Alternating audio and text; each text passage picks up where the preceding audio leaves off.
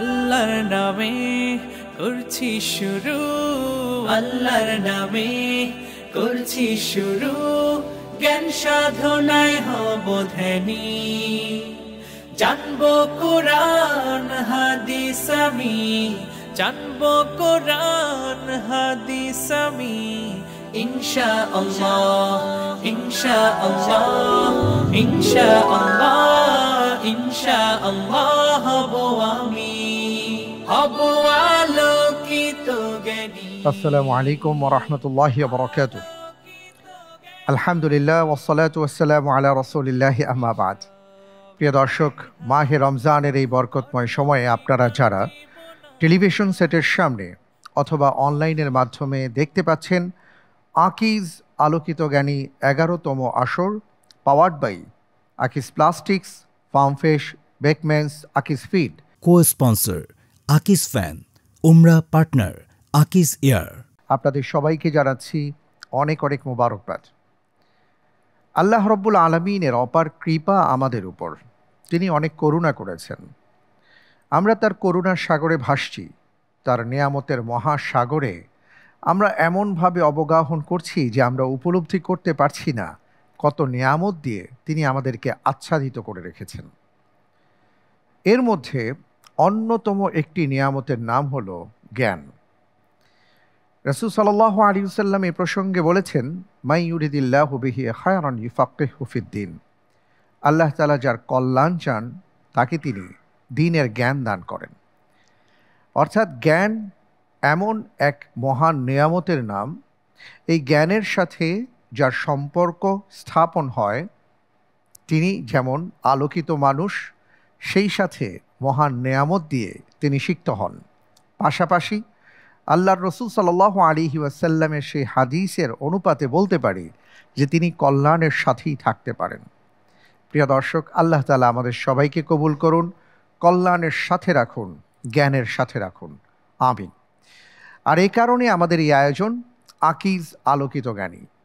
আজকের এই পর্বে আমি যাকে আমন্ত্রণ জানাচ্ছি তিনি হচ্ছেন চট্টগ্রামের বন্ধু মাওলানা হাবিবুল্লাহ।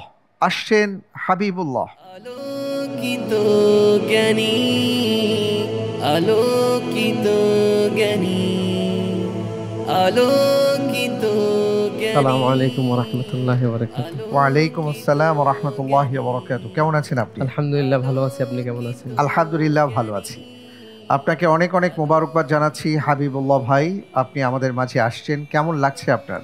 আলহামদুলিল্লাহ অনেক খুশি লাগছে, এই পর্যায়ে আসতে পারবো। আল্লাহ তাআলা এই পর্যায়ে তৌফিক দিবেন, আল্লাহ তাআলা অনেক বড় মেহেরবানি। আল্লাহর মেহেরবানি, আলহামদুলিল্লাহ। আমরা ইনশাআল্লাহ তাআলা আজকের পর্বে আপনার কাছ থেকে অনেক বিষয়ে জানবো, জ্ঞান অর্জন করবো ইনশাআল্লাহ তাআলা। ইনশাআল্লাহ বসুন। আল্লাহর নামে করছি শুরু, আল্লাহর নামে করছি শুরু, জ্ঞান সাধনা। আলহামদুলিল্লাহ, ভাই হাবিবুল্লাহ আছেন আমাদের সামনে। আমি প্রথমেই জানতে চাইবো যে আকিজ আলোকিত জ্ঞানীর এই জ্ঞানের আসরে যে আপনি আসছেন, কিভাবে আপনি এই পর্যন্ত আসলেন যদি বলেন। আলহামদুলিল্লাহ, এটা তো একটা জ্ঞানীদের আসর, এখানে আসাও অনেক বড় সৌভাগ্যের ব্যাপার। তো আল্লাহ তাআলার তৌফিকে অনেক কষ্ট মেহনতের মাধ্যমে আল্লাহ তাআলা এই পর্যন্ত পৌঁছেছেন। আলহামদুলিল্লাহ, আল্লাহ তাআলার অশেষ শুকরিয়া। আলহামদুলিল্লাহ, আল্লাহ তাআলা আপনাকে কবুল করুন, আমিন। আপনি কি করছেন বর্তমানে? বর্তমানে আমি কুমিল্লা শহরে দারুল উলুম কুমিল্লা নামক মাদ্রাসায় খেদমতে আছি আর কি। শিক্ষকতা করছেন? জি, শিক্ষকতা। মাশাআল্লাহ, তাবারাকাল্লাহ। পড়াশোনা কোথায় করেছেন? পড়াশোনা করছি ঢাকার ঐতিহ্যবাহী মাদ্রাসা দারুর রাশাদ, মিরপুর 12। মাশাআল্লাহ, দারুর রাশাদে পড়েছেন। আলহামদুলিল্লাহ, আলহামদুলিল্লাহ। আল্লাহ তাআলা আপনাকে কবুল করুন, আমিন ইনশাআল্লাহ। আমরা আজকে আপনার কাছ থেকে বিভিন্ন সময় বিভিন্নভাবে প্রায় 19টি প্রশ্ন, অথবা যদি লাইফলাইনের সহায়তা নেন তাহলে আরও একটি প্রশ্ন বাড়তে পারে, যাই হোক 19 আর 20 এর মধ্যেই আমরা থাকব। তো এই 19-20টা প্রশ্নের মাধ্যমেই আমরা জ্ঞান অর্জন করব এবং অনেক কিছু জানবো আপনার মাধ্যমে ইনশাআল্লাহ। তার আগে আমাদের মাঝে আজকের পর্বে যারা উপস্থিত হয়েছেন তাদের সাথে পরিচিত হয়ে নিচ্ছি। প্রিয় দর্শক, আজকের পর্বে আমরা 3 জন আলোকিত জ্ঞানী বন্ধুদের পেয়েছি, যারা নানা সময়ে আমাদের এই চেয়ারে বসে তারা আলো ছড়িয়েছেন। কেউ আছেন আমাদের এই আয়োজনের অত্যন্ত একান্ত হিতাকাঙ্ক্ষী শুভাকাঙ্ক্ষী আমাদের পরিবারের একজন। আমাদের মাঝে উপস্থিত হয়েছেন ইন্টেলিজেন্ট প্যানেলে মোহতারাম মাওলানা লেখক গবেষক আব্দুল কাহার। আসসালামু আলাইকুম ওরহমতুল্লাহি ওবরাকাতু। ওয়ালাইকুম আসসালাম রহমতুল্লাহি ওবরাকাতু। মোহতারাম, আপনাকে অনেক অনেক ধন্যবাদ জানাচ্ছি আমাদের মাঝে আপনি এসেছেন। আপনাকেও ধন্যবাদ, আপনার মাধ্যমে অগণিত দর্শক শ্রোতাকে ধন্যবাদ। জাযাকাল্লাহ খায়র। বারাকাল্লাহু ফিকুম। আমাদের মাঝে আরও উপস্থিত হয়েছেন সাবেক আকিজ আলোকিত জ্ঞানী প্রতিযোগী বন্ধু, আমাদের প্রিয় ভাই হাফিজ মাওলানা তাহসিন আলম। আসসালামু আলাইকুম ওরহমতুল্লাহি ওবারাকাতুহু। ওয়ালাইকুম আসসালাম রহমতুল্লাহি ওবরাকাতু। আপনাকে অনেক অনেক মোবারকবাদ জানাচ্ছি ভাই। আপনাকে অসংখ্য মুবারকবাদ। বারাকাল্লাহু ফিক।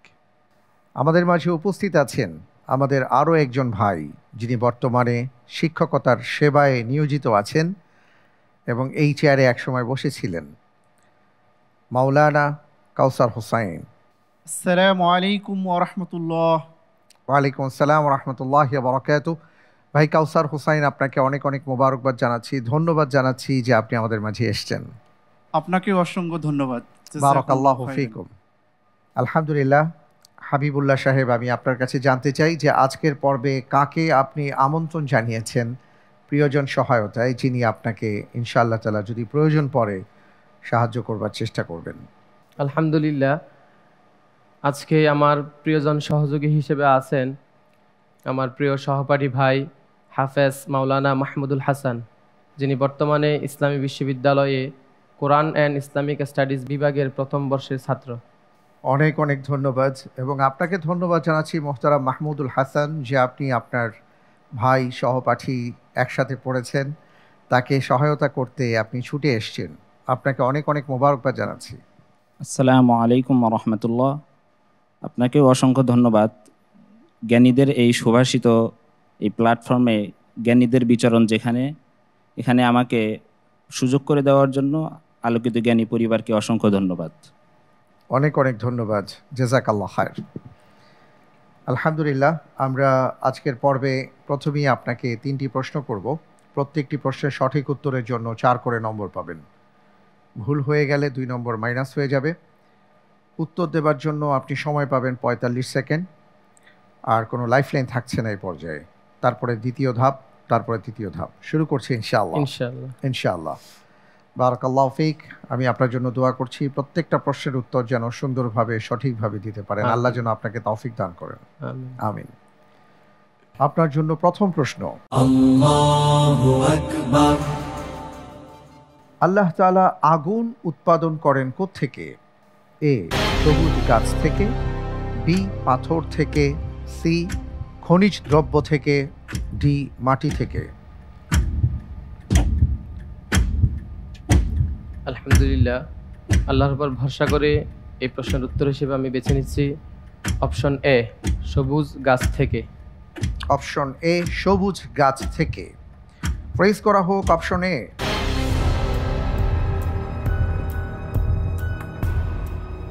আপনি যে উত্তরটি দিয়েছেন, আপনার উত্তরটি সঠিক উত্তর। আলহামদুলিল্লাহ। আল্লাহ রাব্বুল আলামিন সূরা ইয়াসিনে বলেছেন, আল্লাযী জাআলা লাকুম মিনাশ শাজারিল আখদারি নারান। তিনি হলেন সেই মহান সত্তা যিনি সবুজ বৃক্ষ থেকে আগুন সৃষ্টি করেছেন। সুবহানাল্লাহি ওয়া বিহামদিহি। ফাইদা আনতুম মিনহু তুকিদুন। আর সেই আগুন তোমরা এখন প্রজ্বলিত করো। সুবহানাল্লাহ। পরের প্রশ্নে যাব ইনশাআল্লাহ। ইনশাআল্লাহ। ইনশাআল্লাহ। আপনার জন্য দ্বিতীয় প্রশ্ন, আল্লাহু আকবার।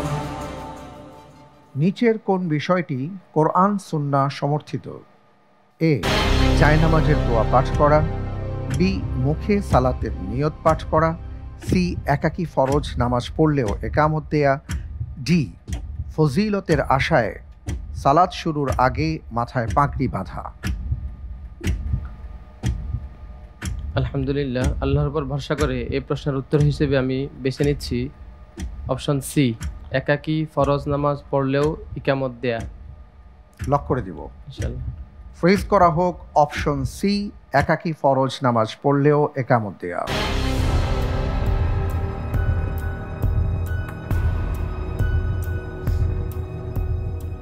আপনি যে উত্তরটি দিয়েছেন আপনার উত্তরটি সঠিক উত্তর। আলহামদুলিল্লাহ।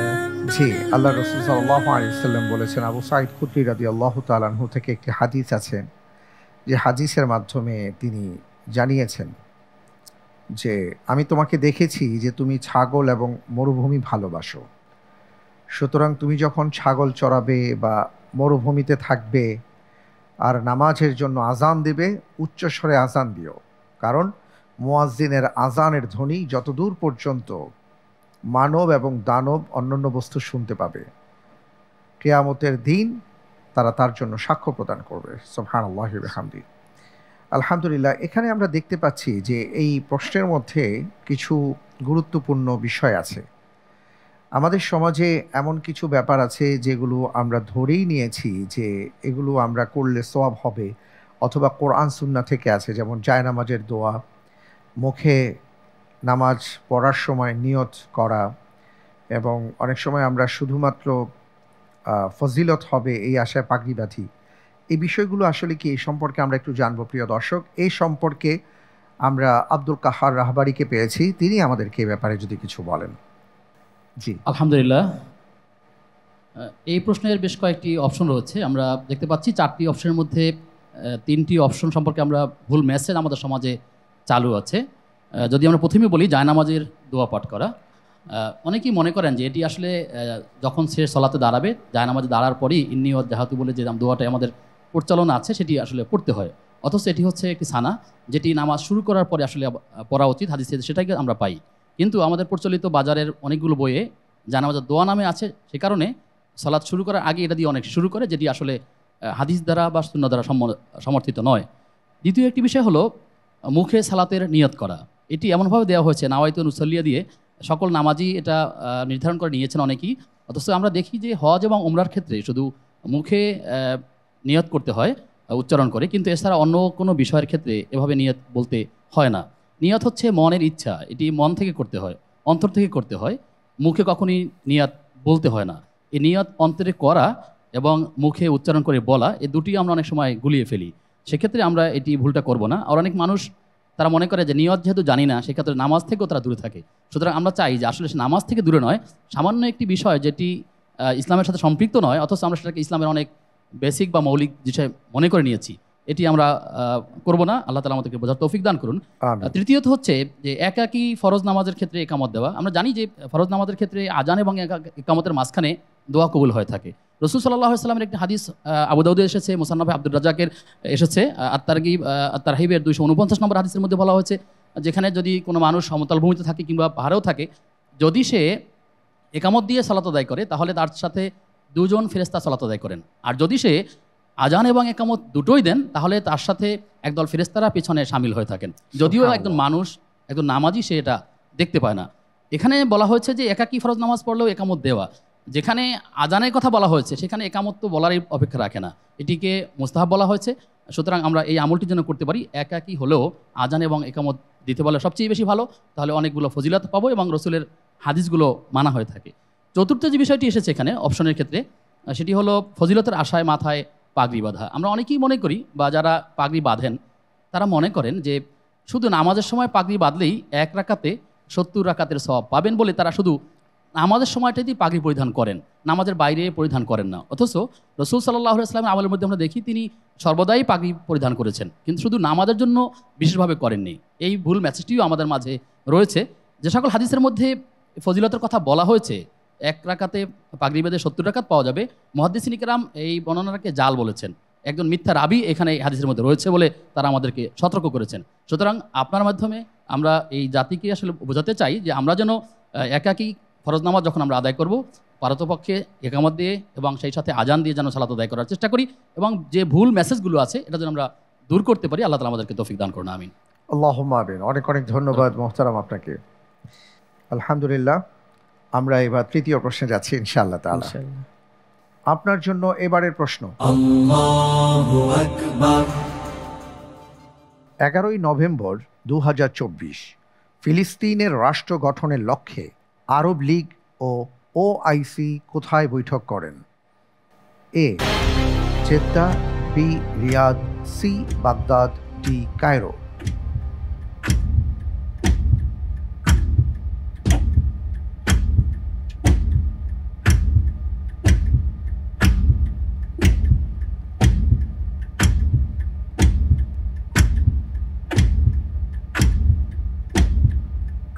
আলহামদুলিল্লাহ, আল্লাহর উপর ভরসা করে এই প্রশ্নের উত্তর হিসেবে আমি বেছে নিচ্ছি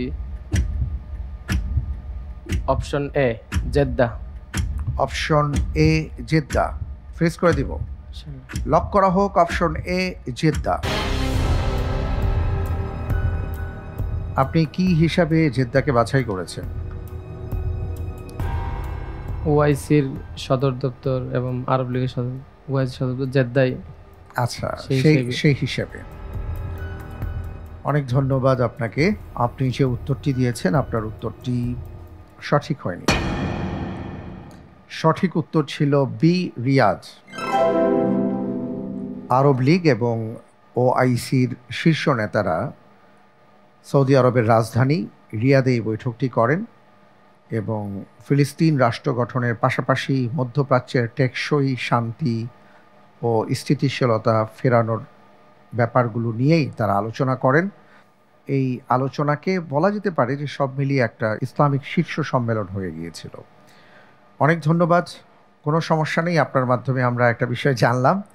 এবার আমরা পরের প্রশ্নে যেতে পারি ইনশাআল্লাহ। আমরা কিন্তু দ্বিতীয় রাউন্ডে চলে এলাম। এই রাউন্ডে 4টি প্রশ্ন করব। প্রত্যেকটি প্রশ্নের সঠিক উত্তরের জন্য 7 করে নম্বর পাবেন। ভুল হয়ে গেলে অর্জিত নম্বর থেকে 3.5 নম্বর কাটা যাবে। দুটো লাইফলাইন আপনার জন্য ওপেন করা হয়েছে, 50-50 চান্স এবং প্রিয়জন সহায়তা। লাইফলাইনের সহায়তা নিয়ে সঠিকভাবে উত্তর দিতে পারলে আপনি 7-এর জায়গায় 5 করে পাবেন ইনশাআল্লাহ তাআলা। চিন্তা করার জন্য 1 মিনিট সময় পাবেন। যাব ইনশাআল্লাহ। আপনার জন্য এবারের প্রশ্ন। আল্লাহু আকবার। হুনাইন যুদ্ধে নবী সাল্লাল্লাহু আলাইহি ওয়াসাল্লাম কোন সাহাবীকে খবর পাঠান যে কোনো নারী, নিরস্ত্র ও শিশুকে যেন হত্যা না করা হয়? এ, আলী ইবনে আবি তালিব রাদিয়াল্লাহু আনহু। বি, ওমর বিন খাত্তাব রাদিয়াল্লাহু তাআলা আনহু। সি, খালিদ বিন ওয়ালিদ রাদিয়াল্লাহু তাআলা আনহু। ডি, আনাস বিন আবু মারসাদ আল গানাভি রাদিয়াল্লাহু তাআলা আনহু।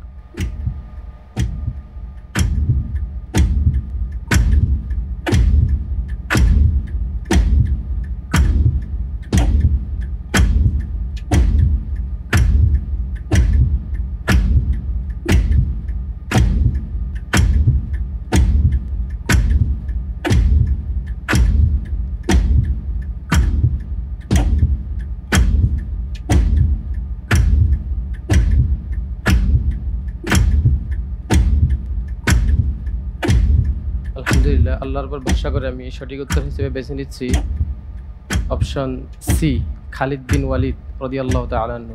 প্রেস করে দিব ইনশাআল্লাহ। লক করা হোক অপশন সি, খালিদ বিন ওয়ালিদ রাদিয়াল্লাহু তাআলা আনহু। আপনি যে উত্তরটি দিয়েছেন আপনার উত্তরটি সঠিক উত্তর। আলহামদুলিল্লাহ। জি, হুনাইন যুদ্ধ অবস্থায় রাসূল সাল্লাল্লাহু আলাইহি ওয়াসাল্লাম একজন নারীর লাশ দেখেন এবং তিনি এই বিষয়টিকে নিয়ে খুবই ব্যথিত হন এবং তিনি বলেন যে এই নারীর অবস্থা দেখে মনে হচ্ছে না তিনি যুদ্ধের জন্য বেরিয়েছিলেন। এবং তখনই খালিদ বিন ওয়ালিদ রাদিয়াল্লাহু তাআলা আনহুকে দিয়ে খবর পাঠান যে কোনো নারী, কোনো নিরস্ত্র মানুষ, এমনকি কোনো শিশুদেরকে যেন হত্যা না করা হয়। আলহামদুলিল্লাহ, অত্যন্ত চমৎকারভাবে আপনি উত্তরটি দিয়েছেন। মাশাআল্লাহ, তাবারাকাল্লাহ। পরিবারে কে কে আছেন? বাবা আছেন, মা আছেন, আর আমার বোনরা আছেন। আপনি কি এক ভাই? জি। মাশাআল্লাহ। সবার বড়? না, দ্বিতীয়। দ্বিতীয়। আচ্ছা, বাবা কি করেন? বাবা মসজিদে ইমামতি করেন আর কি। আলহামদুলিল্লাহ, হামদান কাসীরা। কোথায় থাকেন? গ্রামেই, চট্টগ্রাম, বাঁশখালীতে আমাদের। আচ্ছা, বাঁশখালী। জি। আচ্ছা, আলহামদুলিল্লাহ, আলহামদুলিল্লাহ। ভবিষ্যতে আপনি কি হতে চান? আপনার চিন্তা কি? আল্লাহ তাআলা যেন একজন দায়ী হিসেবে কবুল করেন আর কি, সমাজের সকলের মাঝে ইসলামের দাওয়াত পৌঁছাতে পারি। আল্লাহ যেন কবুল করেন, আল্লাহ যেন কবুল করেন, আমিন। আপনি বর্তমানে যে শিক্ষকতা করেন কি কি কিতাব পড়ান? বড় কোনো কিতাবের কথা জানতে চাচ্ছি। ওখানে মাদানী নিসাব প্রথম বর্ষ পর্যন্ত খোলা আছে আর কি। এশআর বিশিকি, কসাসুন নবিয়িন, তারপর মিজান, উর্দু, এই সমস্ত কিতাব পড়ানো হয়। আচ্ছা, আপনি কি মাদানী নিসাবে পড়েছেন? দারুল রাশেদে পড়ছি। ওখানে তো আরবি সাহিত্যের কিতাবাদি প্রচুর পরিমাণে থাকে, সেই হিসেবে আর কি। আমরা পরের প্রশ্নে যাচ্ছি ইনশাআল্লাহ। ইনশাআল্লাহ। আপনার জন্য পরের প্রশ্ন। Allahu Akbar. আফগানিস্তান কত সালে দক্ষিণ এশীয় আঞ্চলিক সহযোগিতা সংস্থা সার্কের সদস্যপদ লাভ করেন? এ 2003, বি 2005, সি 2007, ডি 2009 সালে।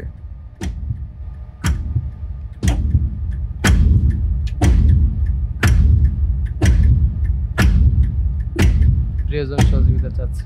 আচ্ছা, প্রিয়জন সহায়তা দেয়া হোক।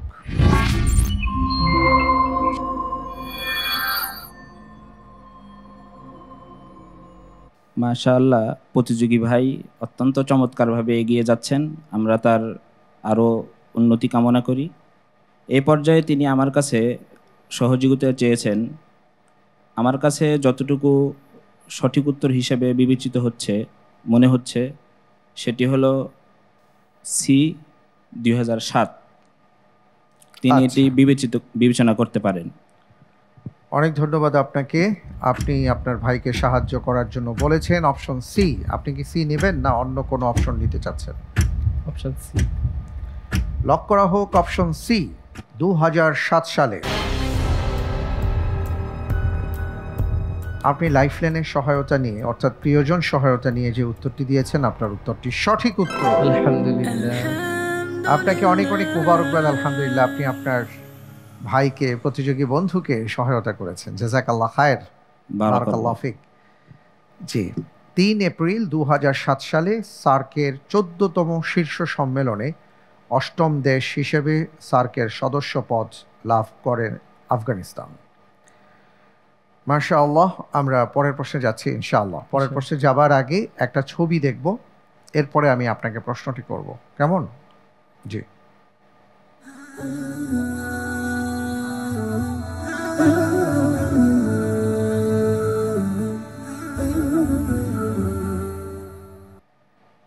আমরা অসাধারণ চমৎকার একটি দৃশ্য দেখলাম, একটা স্থাপত্য দেখলাম, এবং এটি একটি মসজিদ যেখানে একসাথে 33,000 মুসল্লি সালাত আদায় করতে পারেন এবং বিশাল জায়গা জুড়ে প্রায় 22,000 বর্গমিটার এলাকা জুড়ে বিস্তৃত এই মসজিদ। এবং মসজিদটির নাম হলো মসজিদ আল জাব্বার বা আল জাব্বার গ্র্যান্ড মসজিদ।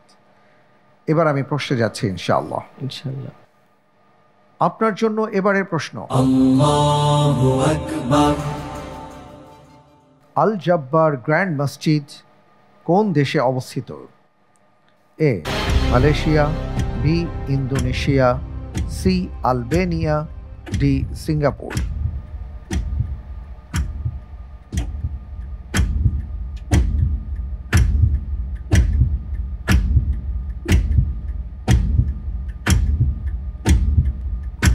চান্স 50-50 চান্স দেয়া হোক।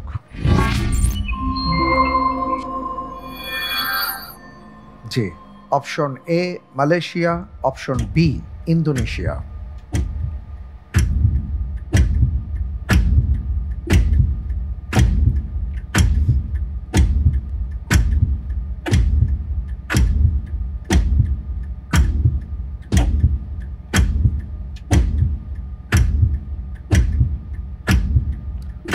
সময় ফুরিয়ে যাচ্ছে, খুব দ্রুত বলতে হবে ভাই। আলহামদুলিল্লাহ, আল্লাহর উপর ভরসা করে এই প্রশ্নের উত্তর হিসেবে আমি বেছে নিচ্ছি অপশন বি ইন্দোনেশিয়া। লক করা হোক অপশন বি ইন্দোনেশিয়া। আপনি 50-50 চান্স নিয়েছেন, তারপরে ভালো সময় নিয়েছেন, একেবারে শেষ পর্যায়ে ইন্দোনেশিয়াকে লক করেছেন কেন? পড়েছিলাম কিন্তু সঠিকভাবে মনে করতে পারছিলাম না।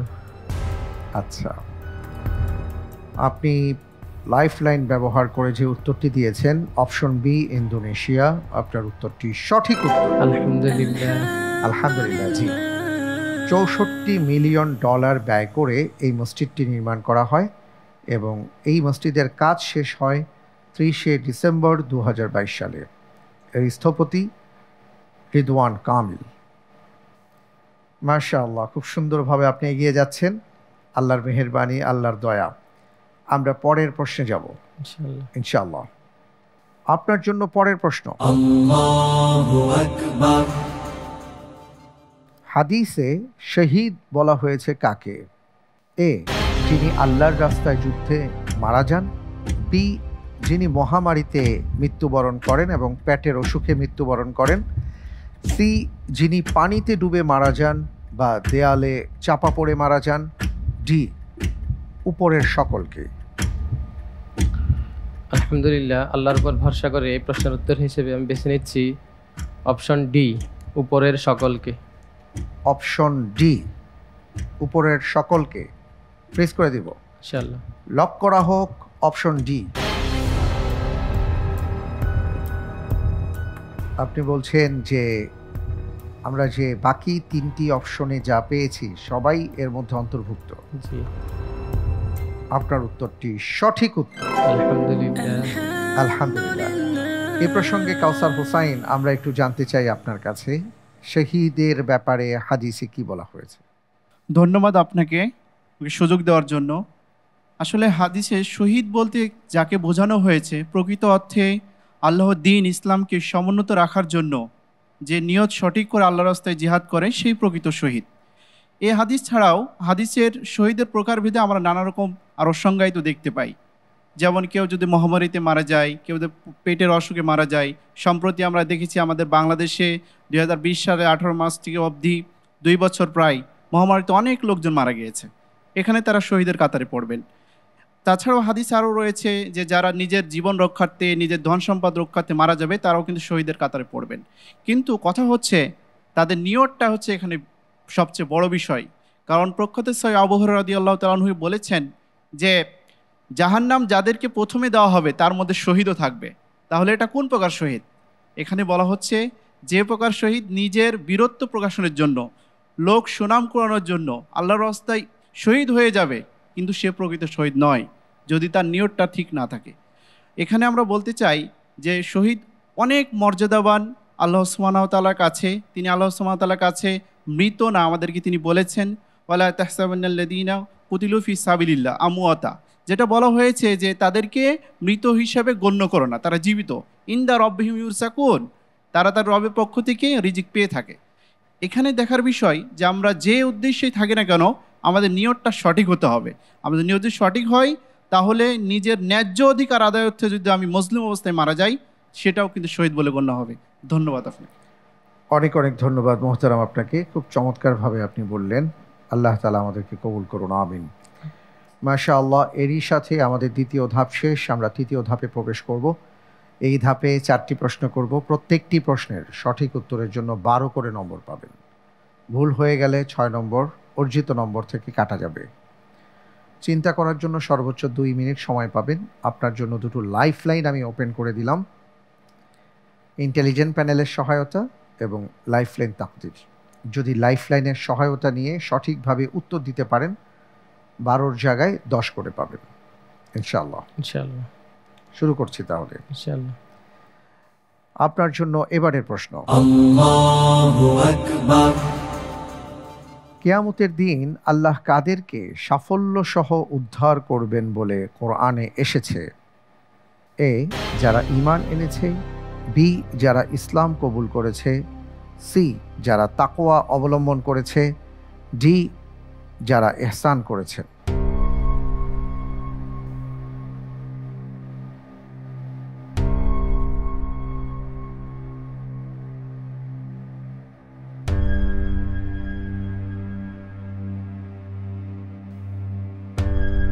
আপনি চাইলে লাইফ লাইন ব্যবহার করতে পারেন। ইন্টেলিজেন্স প্যানেলের সহায়তা চাচ্ছি। আচ্ছা, ইন্টেলিজেন্ট প্যানেলের সহায়তা দেওয়া হোক।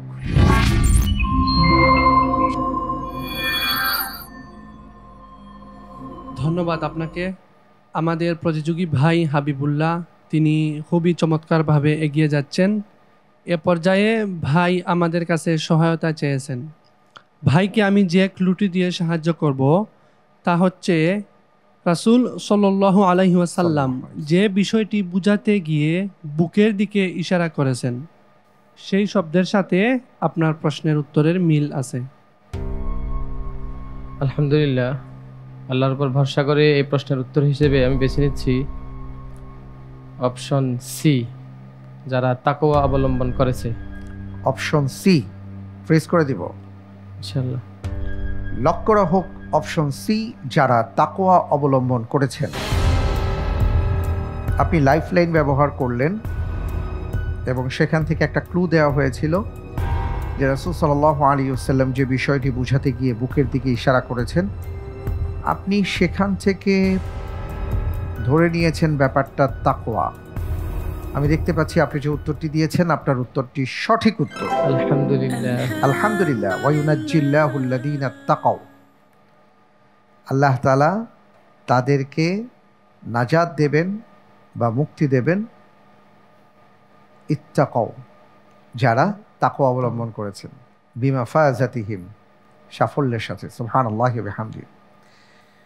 আল্লাহ তাআলা আমাদের সবাইকে তাকওয়ার জীবন যাপন করার তৌফিক দান করুন, আমিন। প্রিয় দর্শক, রমাদান আল করিমের সবচেয়ে বড় শিক্ষাটা হলো তাকওয়া, এবং এই তাকওয়া যদি আমরা অবলম্বন করতে পারি তাহলে দুনিয়া এবং আখিরাতে আমাদের জন্য সফলতা অপেক্ষা করবে।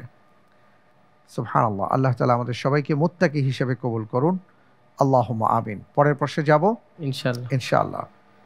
আপনার জন্য পরের প্রশ্ন। আল্লাহু আকবার। বাগদাদের প্রতিষ্ঠাতা এবং আব্বাসি খেলাফতের দ্বিতীয় খলিফা আবু জাফর আল মনসুরের সাথে আব্বাসি খেলাফতের প্রথম খলিফা আবুল আব্বাস আস-সাফফাহের সম্পর্ক কী ছিল? এ আপন ভাই, বি সৎ ভাই, সি চাচাতো ভাই, ডি ফুফাতো ভাই।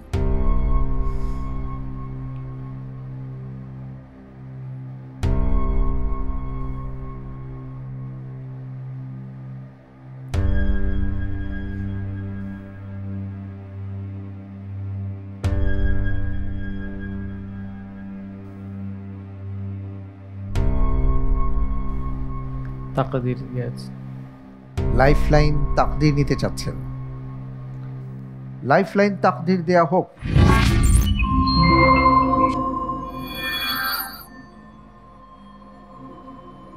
জি, যারে প্রশ্ন আছে আপনি ওখান থেকে একটি প্রশ্ন গ্রহণ করুন। অনেক ধন্যবাদ।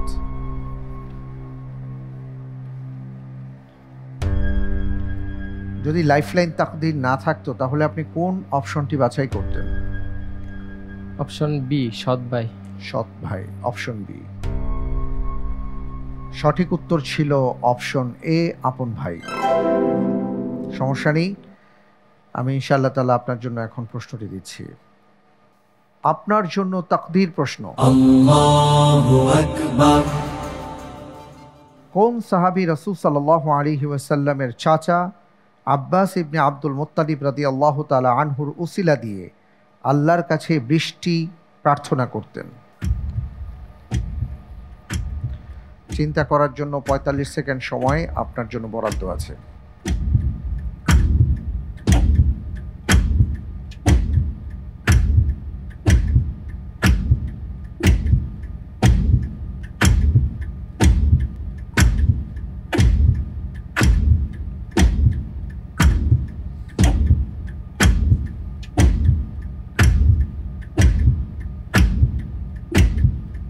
আলহামদুলিল্লাহ। এই প্রশ্নের উত্তর হিসেবে আমি বেছে নিচ্ছি হযরত আব্দুল্লাহ ইবনে আব্বাস রাদিয়াল্লাহু তাআলা আনহু। আব্দুল্লাহ ইবনে আব্বাস রাদিয়াল্লাহু তাআলা আনহু। টাইম শেষ। ঠিক আছে, আমরা সেটাই নিয়ে নিলাম। আপনি বলছেন যে আব্দুল্লাহ ইবনে আব্বাস রাদিয়াল্লাহু তাআলা আনহু তার বাবা আব্বাস ইবনে আব্দুল মুত্তালিব রাদিয়াল্লাহু তাআলা আনহুকে উসিলা দিয়ে আল্লাহর কাছে বৃষ্টি প্রার্থনা করতেন। আপনি যে উত্তরটি দিয়েছেন আপনার উত্তরটি সঠিক হয়নি। আলহামদুলিল্লাহ আলা কুল্লি হাল। আলহামদুলিল্লাহ, সঠিক উত্তর ছিল ওমর রাদিয়াল্লাহু তাআলা আনহু, এবং এ সম্পর্কে বিখ্যাত বর্ণনাও আছে। যাই হোক, মূল বিষয়টি হলো যে ওমর রাদিয়াল্লাহু তাআলা আনহু হযরত আব্বাস রাদিয়াল্লাহু তাআলা আনহুর উসিলা দিয়ে আল্লাহর কাছে দোয়া করেছেন। অনেক ধন্যবাদ। মাশাআল্লাহ, তাবারাকাল্লাহ। আমরা ইনশাআল্লাহ তাআলা পরের প্রশ্নে যাব, তবে তার আগে একটি ভিডিও দেখব, এরপর আমি আপনাকে প্রশ্ন করব। জি।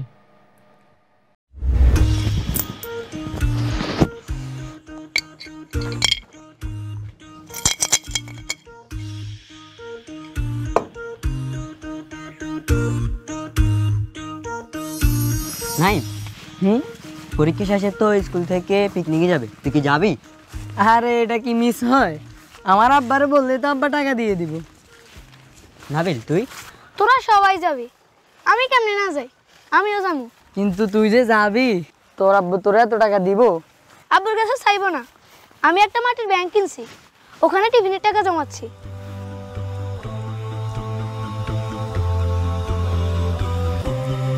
নজরুল ভাই, নজরুল ভাই, নজরুল ভাই বাড়িতে আছেন? আসসালামু আলাইকুম। ওয়ালাইকুম আসসালাম। তোমার আব্বু বাড়িতে আছে? জি আছে। একটু ডাকতে পারবা? আচ্ছা এক্ষুনি ডাকতেছি। আচ্ছা। আব্বু, আব্বু। জি?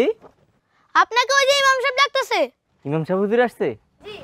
দাঁড়া আমি আসতেছি। আসসালামু আলাইকুম। ওয়ালাইকুম আসসালাম।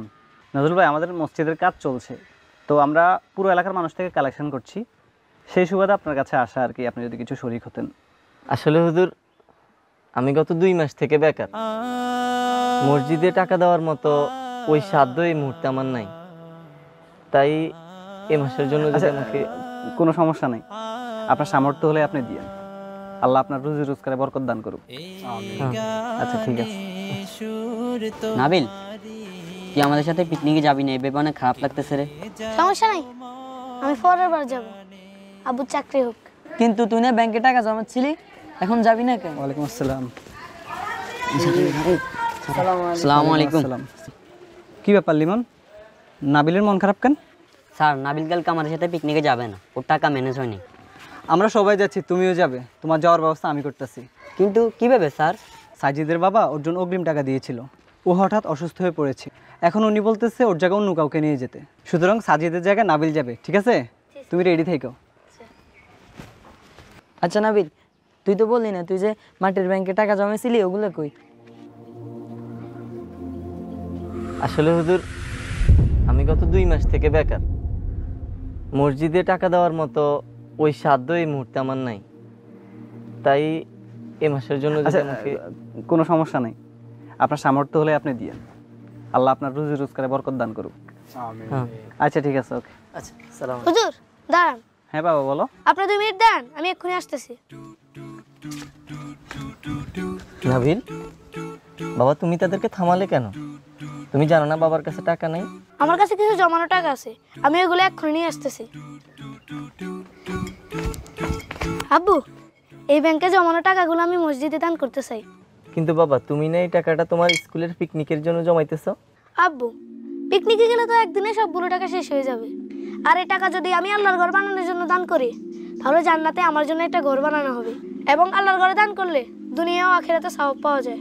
পিকনিকে তো আগামীবারও যেতে পারবো, কিন্তু মসজিদ তো সবসময় নির্মাণ হবে না।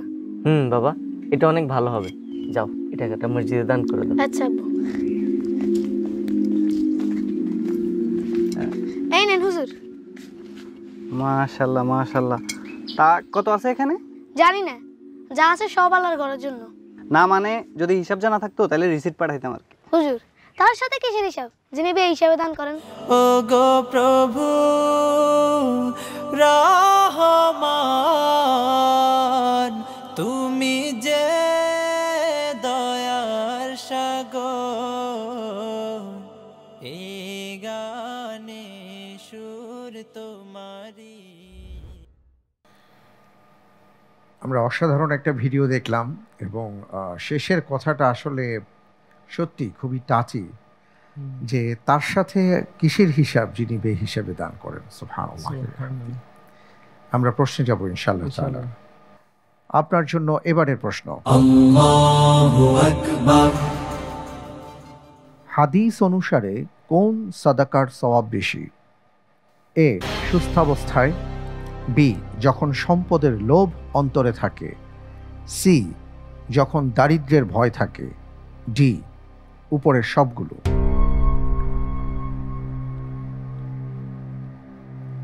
আলহামদুলিল্লাহ, আল্লাহর উপর ভরসা করে এই প্রশ্নের উত্তর হিসেবে আমি বেছে নিচ্ছি অপশন ডি, উপরের সবগুলো। অপশন ডি, উপরের সবগুলো। ফ্রিজ করে দিব? জি ইনশাআল্লাহ। ফ্রিজ করা হোক অপশন ডি, সবগুলো। আমরা যদি খেয়াল করি তাহলে দেখব যে আপনি এমন একটি অপশনকে চুজ করেছেন যেখানে একজন মানুষ দান করার যতগুলো অবস্থা থাকে সবগুলো অবস্থায় প্রায় চলে এসছে। আপনি যে উত্তরটি দিয়েছেন অপশন ডি, আপনার উত্তরটি সঠিক উত্তর। আলহামদুলিল্লাহ, আলহামদুলিল্লাহ, মাশাআল্লাহ, তাবারাকাল্লাহ। রাসূল সাল্লাল্লাহু আলাইহি ওয়াসাল্লামের একটি হাদিস আছে এই ব্যাপারে, আবু হুরায়রা রাদিয়াল্লাহু তাআলা আনহু থেকে বর্ণিত। যা রাজুলুন ইলা নবী সাল্লাল্লাহু আলাইহি ওয়াসাল্লাম, একজন মানুষ এলেন আল্লাহর নবীর কাছে এবং বললেন, ইয়া রাসূলুল্লাহ, আইয়ু সাদাকাতি আযম আজরা, যে সবচেয়ে ভালো বা সবচেয়ে বেশি প্রতিদান পাওয়া যাবে কোন সাদাকার মাধ্যমে? রাসূল সাল্লাল্লাহু আলাইহি ওয়াসাল্লাম বলেছেন, আনতা সাদ্দাকা ওয়া আনতা সাহিহ, এবং শাহিহ, যখন তুমি একেবারে সুস্থ সবল অবস্থায় থাকবে তখন। আরেকটা আসছে তাকশাল ফাকরা, এবং দারিদ্র্যের ভয় করবে। আরেকটা আসছে ওয়াতামুল গিনা, যখন তুমি তোমার অন্তরের মধ্যে তুমি সম্পদের একটা লোভ তোমার ভেতর কাজ করবে, তখন যদি তুমি দান করতে পারো। ওয়ালা তুমহিল হাত্তা ইদা বালাগাতিল হুলকুম, রাসূল সাল্লাল্লাহু আলাইহি ওয়াসাল্লাম বলেছেন যে তুমি সাদাকা করতে বিলম্ব করো না। হাত্তা ইদা বালাগাতিল হুলকুম, অর্থাৎ যখন তোমার প্রাণ কণ্ঠাগত হয় তার আগেই তুমি দান সাদাকা করো। সুবহানাল্লাহি ওয়া বিহামদি। তো এই হাদিস থেকে আমরা যেটা পাচ্ছি যে আপনি যে অবস্থাতেই থাকুন না কেন, আপনি সাদাকা করুন, আপনি আল্লাহ তাআলার কাছে সওয়াবের অধিকারী হবেন। আল্লাহ রাব্বুল আলামিন আমাদের সবাইকে ভালো ভালো কাজে, কল্যাণকর কাজে দান সাদাকা করার তৌফিক দান করুন, আমিন। মাশাআল্লাহ, তাবারাকাল্লাহ। আমরা পরের প্রশ্নে যাব ইনশাআল্লাহ। ইনশাআল্লাহ। আপনার জন্য এবারের প্রশ্ন। আল্লাহু আকবার। হে আল্লাহ, আপনি আমাকে শাহাদাতের মৃত্যু দেওয়ার পাশাপাশি মুসলিমদের সাহায্য ও বিজয় দান করুন। কোন সাহাবী এই দোয়া করার পরপরই নিহাওয়ান যুদ্ধে শহীদ হয়েছিলেন? এ নোমান ইবনে মুকাররিন, বি হুযাইফা ইবনুল ইয়ামান, সি জারির ইবনে আবদুল্লাহ, ডি আমর ইবনে মাদি কাদিব রাদিয়াল্লাহু আনহুম।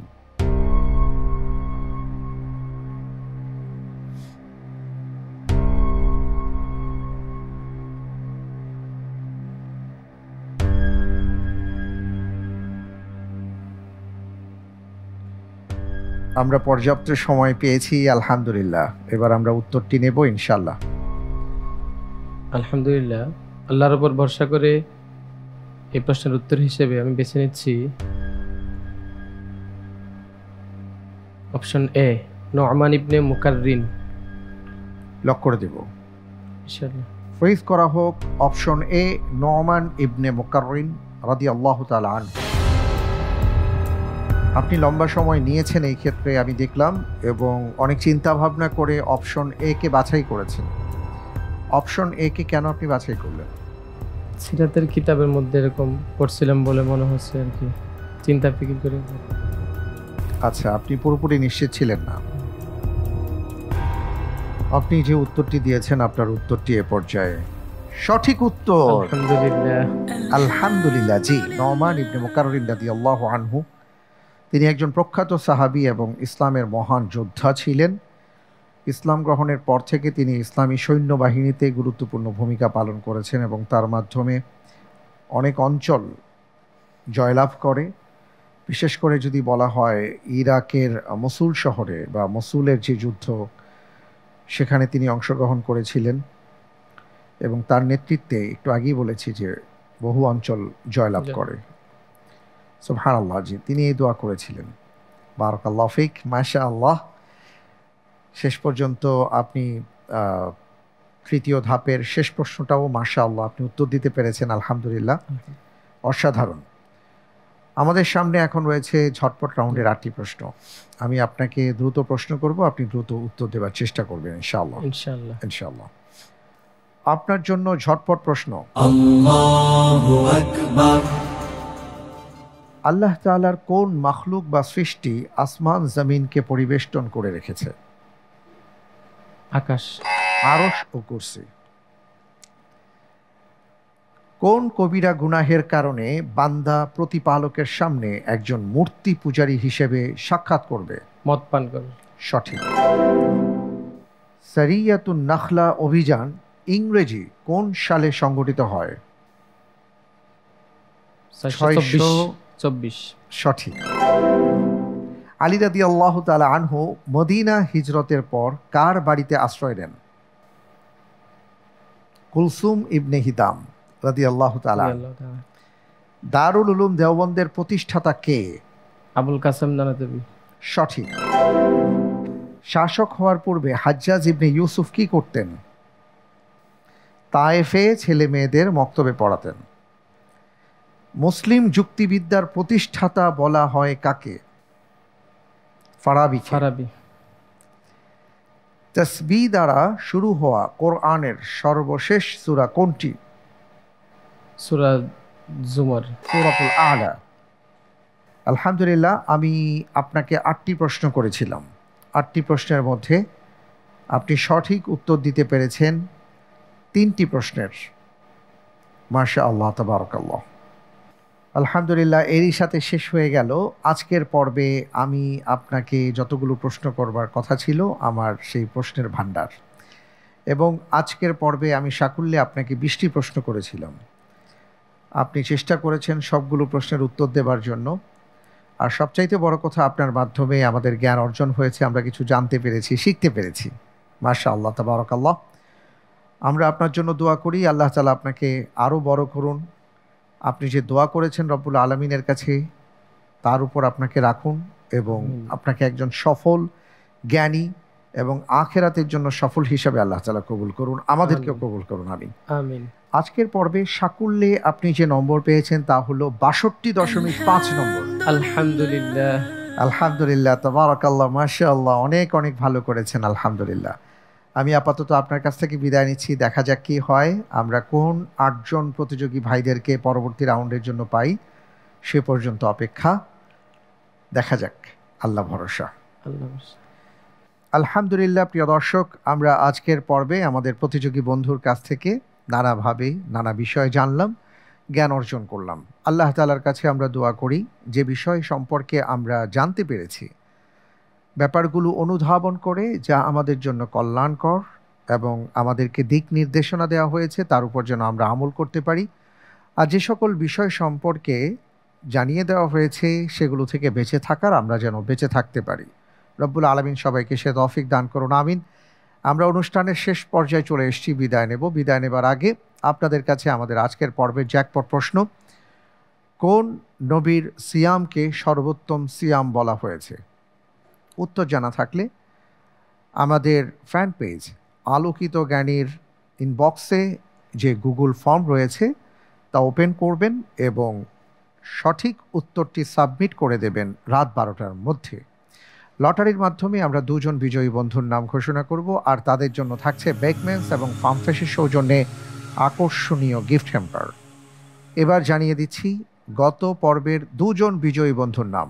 কামরুজ্জামান ভোলা থেকে, মোবাইল নাম্বার 01912-584, এবং আরিশা মুন্সিগঞ্জের বন্ধু, মোবাইল নাম্বার 01843-953। আপনাদের 2 জনকে অনেক অনেক মোবারকবাদ জানাচ্ছি। আজকের পর্বে ইন্টেলিজেন্ট প্যানেল এবং প্রিয়জন সহায়তায় যিনি আছেন এবং প্রিয় দর্শক আপনারা যারা আমাদের সাথে ছিলেন সবাইকে অনেক অনেক ধন্যবাদ। বারাকাল্লাহু ফিকুম। ইনশাআল্লাহ তাআলা আগামীকাল আবার একই সময় আপনাদের সাথে দেখা হবে। আসসালামু আলাইকুম ওয়া রাহমাতুল্লাহি ওয়া বারাকাতুহু। জয়ের শপথ শুধু জানি ইনশাআল্লাহ, ইনশাআল্লাহ, ইনশাআল্লাহ, ইনশাআল্লাহ হব আমি, হব আমি।